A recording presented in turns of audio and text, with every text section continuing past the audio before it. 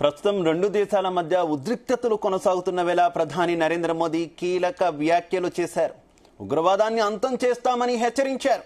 ఉగ్రవాదంపై పోరులో సైన్యానికి స్వేచ్ఛ ఇస్తున్నామని తెలిపారు. పెహల్గాం దాడికి ధీటైన జవాబు చెబుతామన్నారు ప్రధాని మోదీ.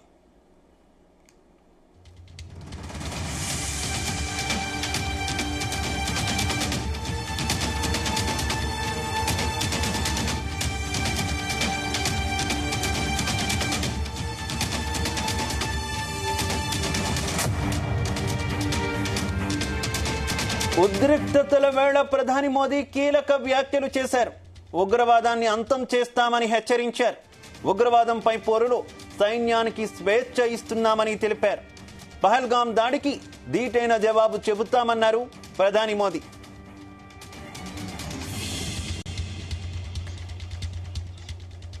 రైట్, ప్రధానమంత్రి నరేంద్ర మోదీ కీలక వ్యాఖ్యలకు సంబంధించి మరింత సమాచారం మా చీఫ్ న్యూస్ కోఆర్డినేటర్ రాధాకృష్ణ అందిస్తారు. రాధాకృష్ణ. శివ, సేపటి క్రితం జరిగినటువంటి కీలక భేటీలో ఏదైతే ప్రధాని నరేంద్ర మోడీతో పాటుగా మన రక్షణ శాఖ మంత్రి ఇతరత్ర త్రివిధ దళ అధిపతులతో సమావేశం జరిగింది. ఈ సమావేశంలో ప్రధాని మోడీ అత్యంత కీలకమైన వ్యాఖ్యలు చేశారు. పెహల్గాం దాడికి సంబంధించినటువంటి ఘటన తర్వాత ప్రతి సందర్భం వచ్చినప్పుడల్లా తీవ్రవాదాన్ని ఎదుర్కోవడానికి భారత్ ఎంత సిద్ధంగా ఉంది, అణిచివేయడానికి ఎలా మార్గాలు అన్వేషిస్తుందో ప్రతి సందర్భంలో చెప్తూ వచ్చాడు. ఈ క్రమంలో ఈ రోజు ప్రధాని నరేంద్ర మోడీ నివాసంలో అత్యంత కీలకమైన భేటీ కొనసాగింది. ఈ భేటీలో మరోసారి ప్రధాని మోడీ ఇదే తరహా వ్యాఖ్యలు చేశారు. తీవ్రవాదాన్ని అణిచివేయడంలో భారత్ ముందు వరుసలో ఉంటుంది. భారత్ సంబంధించినటువంటి తీవ్రవాదాన్ని ఎదుర్కోవడానికి, తీవ్రవాదులపై ఎదురుదాడికి దిగడానికి దృఢ సంకల్పంతో ఉందని చెప్పేసి భేటీలో మాట్లాడినట్టుగా తెలుస్తోంది. అదే సందర్భంలో భారత టార్గెట్ ఇప్పుడు తీవ్రవాదాన్ని ఎదుర్కోవాల్సిందే.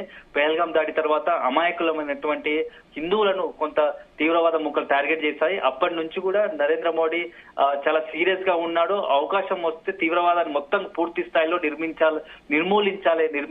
పూర్తి స్థాయిలో నిర్మూలించేందుకు సిద్ధపడుతున్నాడు. ఇప్పటికే మోడీ ఆదేశాలతో భద్రతా బలగాలు కాశ్మీర్ కు సంబంధించినటువంటి తీవ్రవాదుల ఏరువేతలో పనిలో పడింది.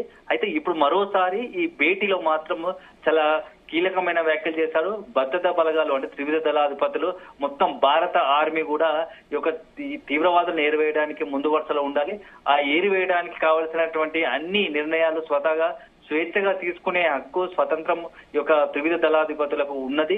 సో భారత్ నమ్మకం ఉంది వాళ్ళకి, ఎందుకంటే అత్యంత శక్తివంతమైన నైపుణ్యం కలిగినటువంటి యుద్ధ నీతిలో ఖచ్చితంగా గెలుస్తాము. శత్రువులను మొత్తం కూడా పూర్తి స్థాయిలో తొక్కి పట్టేయగలటువంటి శక్తి కలిగినటువంటి భారత ఆర్మీకి తిరుగులేదు. సో భారత ఆర్మీ ఒక్కసారి రంగంలోకి దిగితే ఖచ్చితంగా శత్రువులకు, ఎదుటి వారికి పాకిస్తాన్ కావచ్చు ఎవరైనా శత్రువులకు గతి తప్పదు, ఓటమి తప్పదు అనే రకంగా ఈ రోజు ప్రధాని నరేంద్ర మోడీ కీలక వ్యాఖ్యలు చేశారు. ఎందుకంటే త్రివిధ దళాధిపతులతో సంబంధించినటువంటి భేటీలో ప్రస్తుతం జమ్మూ కాశ్మీర్ తో పాటుగా ఎట్లాంటి పరిస్థితులు నెలకొన్నాయి, ఒకవేళ యుద్ధం జరగాలనుకుంటే పాకిస్తాన్ టార్గెట్ గా మనం ఎలా ముందుకు వెళ్లాల్సి వస్తుంది, మీకు ఇలాంటి సందర్భంలో మన శక్తి నైపుణ్యాలు మాకు తెలుసు కాబట్టి మీరు పూర్తిగా స్వేచ్ఛగా ఎలాంటి ఒత్తిళ్లకు లోను కాకుండా మనం ఎందుకంటే తీవ్రవాదమే కాదు, పాకిస్తాన్ లాంటి దేశాలు తీవ్రవాదాన్ని ప్రేరేపిస్తున్న దేశాల ఆట కట్టించాల్సిన సమయం ఆసన్నమైంది.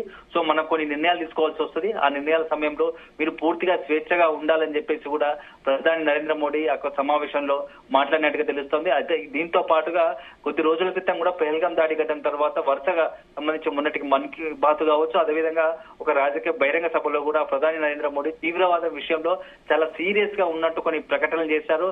ఎందుకంటే పెహల్గాం దాడి ఘటనకు పాల్పడ్డ తీవ్రవాదులు ఎవరైనా సరే ఎక్కడున్నా సరే వారిని వచ్చి పట్టుకుని వస్తాము, ప్రపంచం నివరైపోయేలా వారిని శిక్షించి తీరుతామని ఇదివరకే ప్రకటించారు.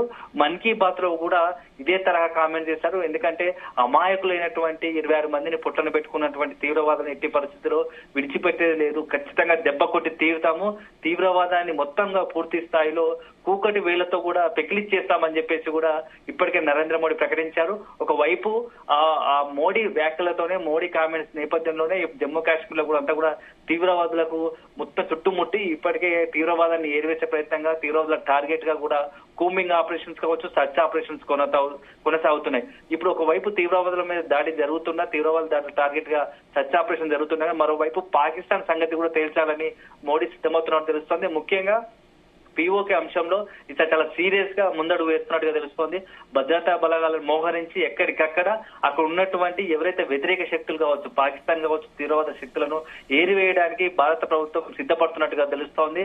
ఇప్పటికే ఆ రకమైన సందేశము అదేవిధంగా సిగ్నల్స్ తో త్రివిధ దళాధిపతులకు భద్రతా సలహాదారు అజిత్ దోవల్ కు ఇచ్చినట్టుగా తెలుస్తా ఉంది. సో మొత్తంగా ఈ కీలక పరిణామాలు సంభవిస్తున్నాయి. సాయంత్రం నుంచి ఒకవైపు ఆ మీటింగ్ ముగియగానే నెక్స్ట్ వెంటనే హోంశాఖ మంత్రి అమిత్ షా కూడా ప్రధాని నరేంద్ర మోడీతో భేటీకి వెళ్ళాడు అంటే ఏదో జరుగుతుంది. ఢిల్లీ వేదికగా కూడా పూర్తి స్థాయిలో పొద్దుటి నుంచి కూడా చాలా కీలక సమావేశాలు 1 by 1 జరుగుతున్నాయి. నిన్న పార్లమెంట్ కి సంబంధించి పార్లమెంట్ ఆవరణలో కూడా ఈ స్టాండింగ్ కమిటీ సమావేశం జరిగింది. రక్షణ శాఖకు సంబంధించినటువంటి దానికి రాహుల్ గాంధీ కూడా హాజరయ్యాడు.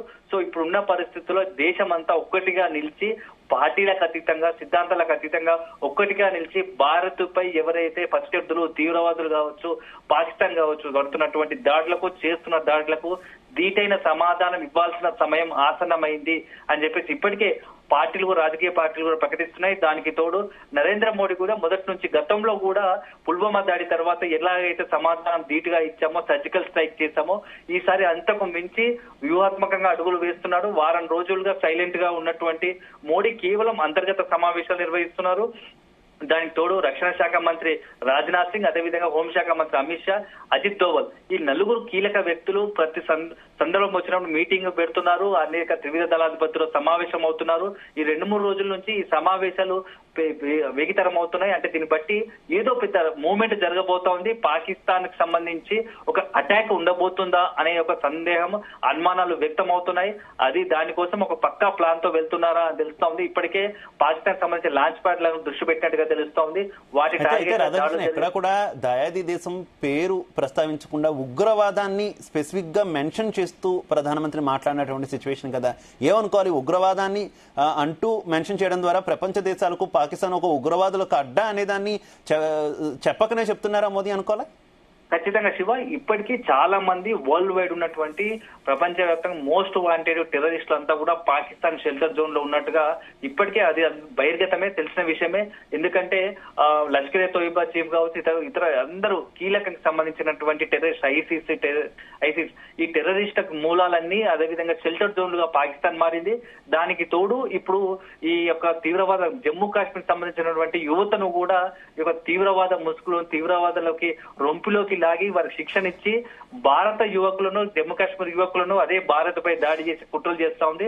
సో ఇప్పటికి కూడా ఇవంతా కూడా ఈ ప్రపంచానికి తెలిసిన విషయమే. పలు సందర్భాల్లో అవకాశం వచ్చినప్పుడల్లా కూడా ఇటీవల పలు సందర్భాల్లో భారత్ అన్ని ప్రపంచ దేశాల ప్రపంచ వేదికలపైన ఈ విషయాన్ని బహిర్గతం చేస్తూ వచ్చింది, స్పష్టం చేస్తూ వచ్చింది. ఎందుకంటే గతంలో కూడా ముంబై దాడులు కావచ్చు, పుల్వామా దాడి కావచ్చు, ఇప్పుడు మొన్నటి ఈ యొక్క పహల్గాం దాడి కావచ్చు, ఈ ఘటనల వెనుక మూలాలన్నీ కూడా పాకిస్తాన్ సంబంధించి అటు ఆర్మీ అధికారుల డైరెక్షన్ లో కావచ్చు, లేకుంటే పాకిస్తాన్ ప్రేరేపిత ఉగ్రవాదుల వల్ల జరిగినాయి తప్ప ఏ ఒక్కటి కూడా కాదు. పైకి అలా చెప్తుంది, మళ్ళా ఉగ్రవాదుల విషయంలో చాలా కఠినంగా ఉన్నట్టు పైకి బీరాలు పలుకుతా వస్తుంది. సో కీలక పాకిస్తాన్ అనే విషయం ప్రపంచ దేశాలకు తెలుసు. సో ఇదే విషయాన్ని స్పష్టం చేయడానికి వారం రోజులుగా ఇప్పటికే మోడీ సర్కార్ వ్యూహాత్మకంగా కొన్ని నిర్ణయాలు తీసుకుంది.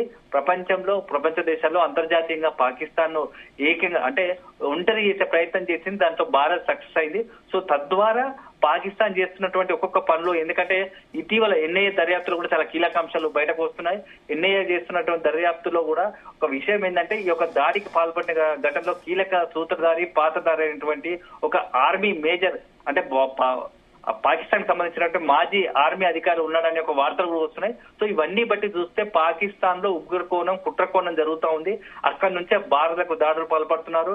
ముంబై దాడుల తర్వాత పుల్వామా, తర్వాత ఇప్పుడు పహల్గాం దాడి, అనేక మంది అమాయకులను బలి చేస్తున్నారు. కాశ్మీర్ కేంద్రంగా కాశ్మీర్ ను విచ్ఛిన్నం చేసే శక్తిగా కాశ్మీర్ లో ఎప్పుడు ఒక అశాంతి నెలకొనేలా పాకిస్తాన్ కుట్రలకు పాల్పడుతూ ఉంది. ఇప్పటికే పాకిస్తాన్ విషయంలో పాకిస్తాన్ సంబంధించినటువంటి తీవ్రవాదులు కావచ్చు, పాకిస్తాన్ ప్రభుత్వాలు కావచ్చు, కాశ్మీర్ విషయంలో అనేక కుట్రలకు పాల్పడుతున్న సందర్భాలు ఉన్నాయి. ఎందుకంటే ఎప్పుడైతే నరేంద్ర మోడీ ఆధ్వర్యంలో నుండి కేంద్ర ప్రభుత్వము 370 ఆర్టికల్ తర్వాత పరిస్థితులు కాశ్మీర్ లో పూర్తిగా మారిపోయాయి. అక్కడ ఉన్నటువంటి స్థానిక యువత కావచ్చు, ఇతరత్ర వాళ్ళకి అందరి స్థానికులకు కావచ్చు ఉపాధి అవకాశాలు పెరిగాయి. అక్కడ ఉన్నటువంటి వాతావరణ పరిస్థితులు మారే, పెద్ద ఎత్తున పర్యాటక రంగం అభివృద్ధి చెందుతా ఉంది. ఆ ఎన్నికలు జరుగుతూనే ప్రశాంతమైన ప్రజాస్వామ్య ఒక వాతావరణాన్ని ఏర్పరిచేందుకు కేంద్ర ప్రభుత్వం మోడీ సర్కార్ కొన్ని చర్యలు తీసుకుంటుంది. సో దీన్ని కంటగింపుగా భావించినటువంటి పాకిస్తాన్, దాని ప్రేరేపిత ఉగ్రవాదులు మరోసారి జమ్మూ కాశ్మీర్ లో సాధారణ పరిస్థితులు, ప్రశాంత వాతావరణం ఉంది, ఎట్టి పరిస్థితుల్లో దాన్ని చెడగొట్టాలని దానికే భాగంగానే పేల్గాం దాడిగా మనం చూసుకోవచ్చు. ఆ పేల్గాం దాడి ఘటన తర్వాత పేల్గాం దాడికి తర్వాత ముందు పరిస్థితులు పూర్తిగా మారిపోయాయి. పేల్గాం దాడికి ఘటనకు ముందు వారం రోజుల ముందు పాకిస్తాన్ లో కాశ్మీర్ అంశం పైన అక్కడ ఉన్నటువంటి స్థానికంగా ఉన్నటువంటి లష్కరే తోయిబా తీవ్రవాదులు కావచ్చు ఒక పెద్ద ర్యాలీ నిర్వహించారు. ఆ ర్యాలీకి అబు ముసా అని చెప్పేసి ఒక లష్కరే తోయిబా తీవ్రవాది నాయకత్వం వహించారు. దానికి పూర్తి స్థాయిలో అక్కడటువంటి పాకిస్తాన్ ప్రభుత్వం అండదండగా నిలిచింది. వేల సంఖ్యలో ర్యాలీ తీస్తూ దానికి సంబంధించి జమ్మూ కాశ్మీర్ లో దాడులకు తెగబడాల్సిందే, జమ్మూ కాశ్మీర్ ప్రశాంతంగా ఉండనియొద్దు, జమ్మూ కాశ్మీర్ పూర్తి స్థాయిలో ఒక భారత ఆధీనంలోకి వెళ్ళిపోతుంది, మనం చేతులు కట్టుకు ముడుచుకుంటూ పోతే ఇబ్బందికర పరిస్థితులు వచ్చేసి మనం తీవ్రవాదులు దాడులకు దిగాల్సిందే, ఆత్మాహుతి దాడులకు దిగాల్సిందే అని చెప్పేసి ఒక ప్రేరేపితమైనటువంటి ఉపన్యాసాలతో అక్కడ ఉన్నటువంటి స్థానిక యువతను కావచ్చు తీవ్రవాదులు రెచ్చగొట్టారు. తద్వారా దాని ఫలితమే పేల్గాం దాడి. ఆ తర్వాత కూడా ఇంకా పాకిస్తాన్ తన కుట్రలకు పదును పెడుతూనే వస్తుంది. ఒకవైపు అది చేస్తూనే లష్కరే తోయిబా చీఫ్ లాంటి వాటితోని ప్రధాని నరేంద్ర మోడీని అలాంటి వ్యక్తులను ఒక భారతదేశానికి సంబంధించిన ప్రధానమంత్రి 100 కోట్ల జనాభా కలిగినటువంటి ఒక అతిపెద్ద దేశం, ప్రపంచ శక్తివంతమైన దేశం ఉన్నటువంటి ఆ ప్రధాని అయిన నరేంద్ర మోడీని చంపేస్తామని చెప్పేసి బహిరంగంగానే ఒక లష్కరే పాకిస్తాన్ కేంద్రంగా పాకిస్తాన్ భూభాగంలో ఉన్నటువంటి ఒక లష్కరే తోయిబా చీఫ్ ఇట్లా వ్యాఖ్యలు చేయడం కూడా సంచలనం మారుతుంది. ఇవన్నీ దృష్టిలో పెట్టుకొని ఒకవైపు ప్రపంచ దేశాలు పాకిస్తాన్ తీవ్రవాద కేంద్రంగా మారుతుందని తెలిసి కూడా ఇట్లాంటి ప్రకటన చేస్తుంది. సో ఇవన్నీ కూడా భారత్ కు ఒక రకంగా ఇప్పుడు అవకాశం దీన్ని బట్టే పాకిస్తాన్ పై దాడికి దిగే అవకాశం కనపడుతోంది ప్రపంచ దేశాల మధ్యతో. Shiva, right, thank you.